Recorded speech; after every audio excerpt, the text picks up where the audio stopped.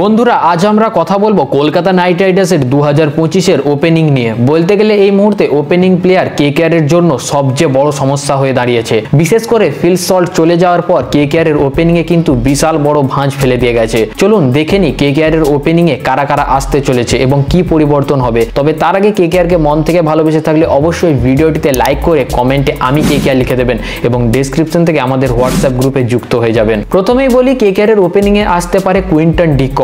এক সময় তার পারফরমেন্স ছিল সত্যিই নজরকাড়া, কিন্তু এখন তিনি তার সেই পারফরমেন্স আর দেখাতে পারছেন না। কিন্তু এখন তার স্ট্রাইক রেটও কম হয়ে গেছে। তাই কেকেআর ওপেনিং হিসাবে যদি তাকে বেচে তাহলে আপনার কি মনে হয় যে কেকেআর কি ঠিক করবে? এরপর আসি অজিঙ্ক্য রাহানের কথায়। সৈয়দ মুশতাক আলী ট্রফিতে নিঃসন্দেহে ভালো পারফরমেন্স করেছে এবং কেকেআর এর জন্য এটা একটা দারুণ খবর ছিল, কিন্তু রঞ্জি ট্রফিতে এখন যে ম্যাচগুলি হচ্ছে তাতে তিনি তার সেই পারফরমেন্স আর দেখাতে পারছেন না। তাই কেকেআর এর জন্য তিনি কিন্তু আর ওপেনিং এ আসতে পারবে বলে আমার মনে হয় না। তবে তিনি যদি দলের ক্যাপ্টেন হন সেক্ষেত্রে তো কোনো অসুবিধাই নেই, তাকে তো দলে রাখতেই হবে, কিন্তু তার পারফরমেন্স এখন আর নজর কাড়া নেই রঞ্জি ট্রফিতে। এরপর বলি সুনীল নারিনের কথায়। তিনিও একদম বাজে ফর্মে রয়েছেন এখন। এডিকেআর দলের হয়ে তিনি একদমই খেলতে পারছেন না এবং বোলিংও ভালোভাবে করতে পারছেন না। এরপরে যদি আমরা বলি যে গুরবাজের কথায়, গুরবাজেরও ফর্ম ওঠানামা করছে।